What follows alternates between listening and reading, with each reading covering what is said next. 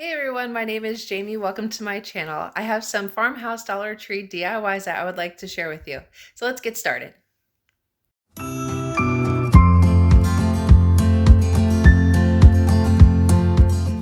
the first DIY, I'm going to be removing the canvas from one of these 6x8 canvases that I got from Dollar Tree. And the way I'm going to do that is using my butter knife and a pair of pliers.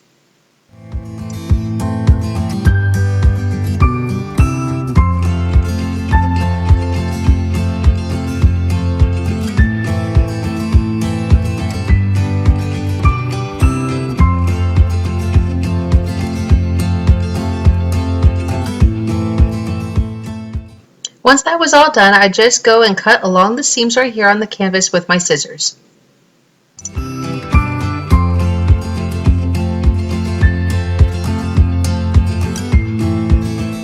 Once that is done, as you can see, there's two sides of this canvas. We're going to use the white side and the frame is going to sit on top of that. But before we get to that part, we're going to paint this frame in the Waverly Antique wax paint. And I only do one coat on this.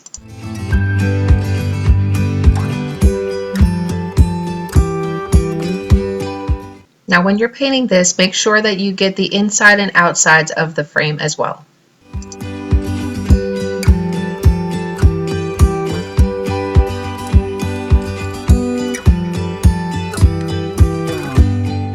Next, going in with the Waverly chalk paint in Ivory, I do one coat of paint on this canvas.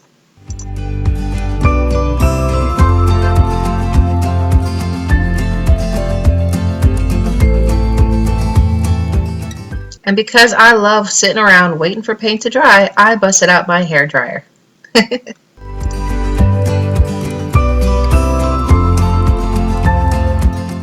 Next, it was time to hot glue that canvas onto our frame.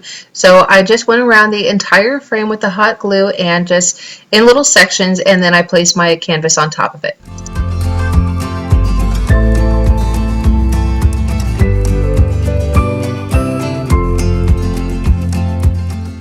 Next, I take my farmhouse stencil that I picked up from Amazon, and I'll leave a link for it in the description box down below.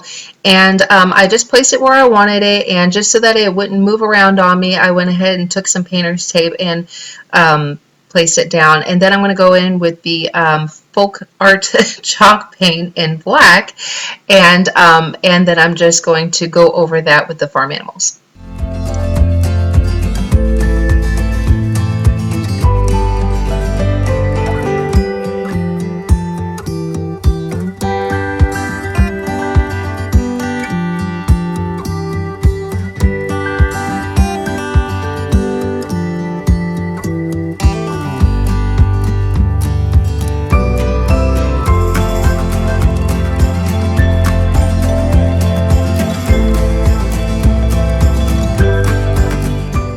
Now, I'm not exactly sure what happened to the footage, but let me just show you here what I had done to make this a hanging sign. So I just flipped it over. I took some Dollar Tree jute twine and I put some painter's tape on the end of it so that I could thread my beads through a little easier. And once I got my beads where I wanted them to be placed, I just went ahead and put a little tiny hot glue on the end just so that they wouldn't move around. And then I hot glued the one side down on the canvas, and I did the same thing to the other side.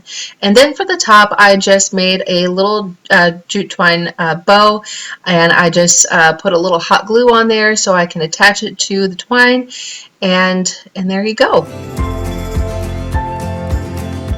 I just think this is so stinking cute, and now I have it hanging up in my kitchen. Now for the second DIY, I have these 3 books from Dollar Tree, and I chose these for the shapes and sizes of them. They are not too thick and not too thin, and I like that when you open it up, it's just a blank white page on the inside. So you're going to just take the covers of the books out and toss them to the side because you will not be needing them. So the next step is to open up our book and take a box cutter, and we're just going to cut along the inseam where the pages and the spine meet, and just some books are actually a lot easier to remove the hard covers off. Some are a little bit more difficult. This one was actually very easy. So And we're going to do this to all 3 books.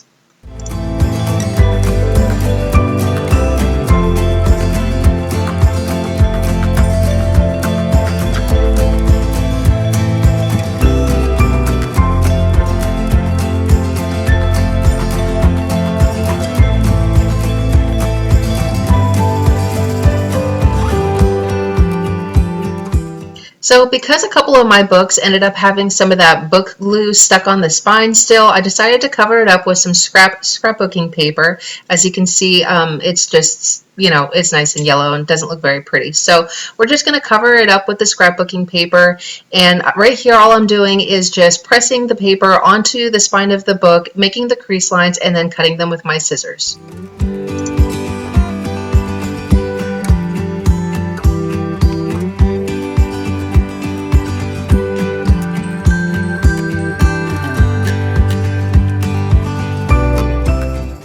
Next, I go in with some Mod Podge and I do a nice thick coat on each of the spines, and I lay the scrapbooking paper on top.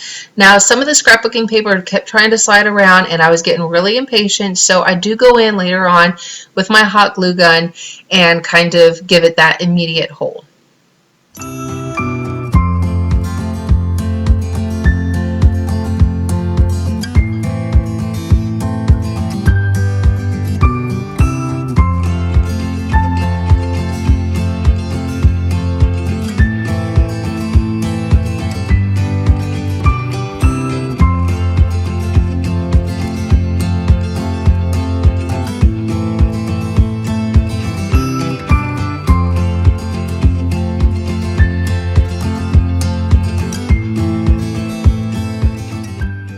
Now that part is all done, it's time to start assembling my books, and I do that with some hot glue.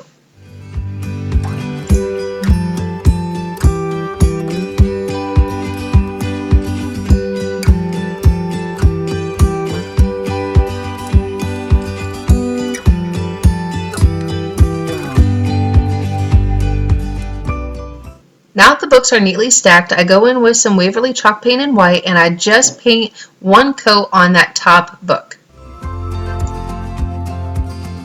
Now once that was completely dry, I just go ahead with these stencils that I had picked up from Dollar Tree and some black chalk paint, and then I'm just going to paint my words on there. And I do this backwards. I start with the last letter and I work my way forward. That way, if I were to start with the first letter, I might not have much room at the very end, so it's best to work backwards when doing your letters like this. So I chose Faith Over Fear for these books because I really do believe that with all the chaos and craziness in this world that is going on today, that will continue to go on in our world, that we really just need to hang on to our faith and not let fear take over.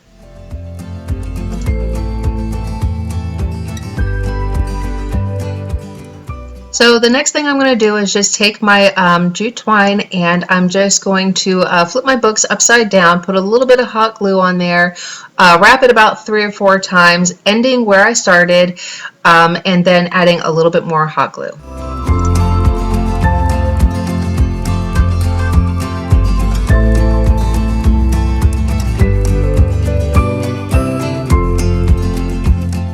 So next I'm taking this Dollar Tree ribbon that I have, and beside the jute twine, basically going to do the exact same thing, just putting some hot glue down underneath the books, wrapping the ribbon around, ending where I started, and making sure that that ribbon stays beside the twine, not on top of it. So now I'm just going to go ahead and make a bow to go on top of it using what ribbon I have left. So this turned out really perfect. I think I've flipped it over about 3 or 4 times, and then I take some jute twine, wrap it around in the center where my fingers are pinching it, and then tying it together with the twine.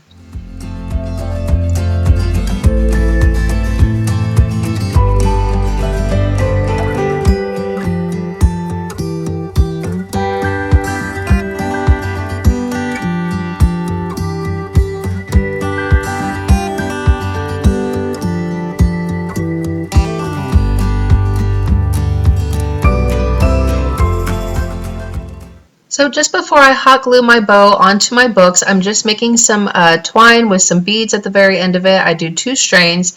I just take some tape the ends of the twine off, slip my beads through using the smallest beads I have, and then I tie a knot at the very end of it, cut the excess off, and then hot glue both strands of beads onto my books, and then I hot glue the bow on top of that.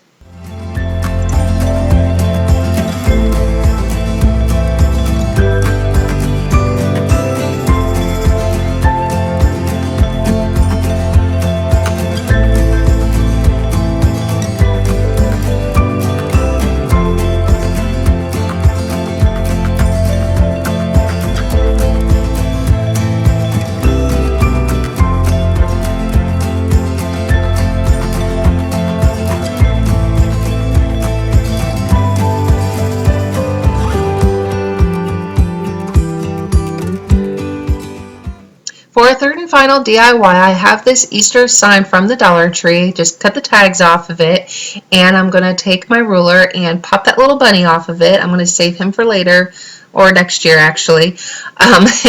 And then I'm just going to flip this to the other side. Using my Waverly white chalk paint, I do 1 coat, and this chalk paint is just going to serve as a base coat. So then I go in with my Waverly Antique wax paint, and then I just do 1 coat on top of the base coat that we just did, making sure that my brush strokes go all the way up to the top and all the way down to the bottom, because we want to make this look like wood. Next, following the natural shape of this board, I'm just going to take my ruler and I'm going to make lines going across it, making this look like shiplap.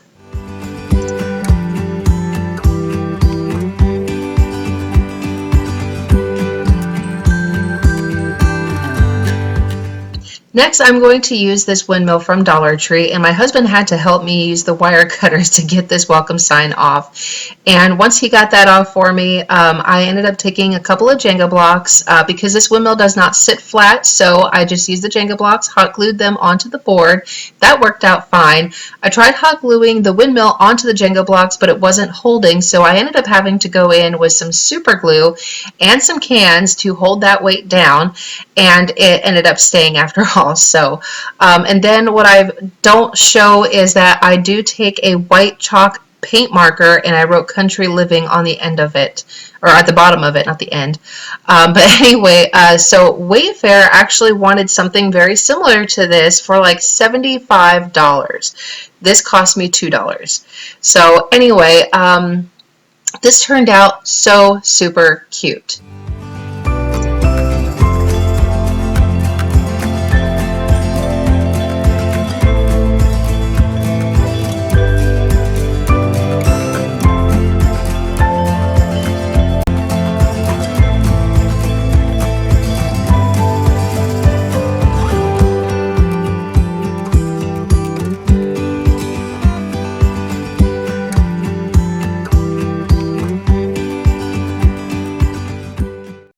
Alright, that is it for today. Comment down below and let me know which one was your favorite. You can follow me on Instagram at texas.girl.diys or on Facebook, same way it's spelled here.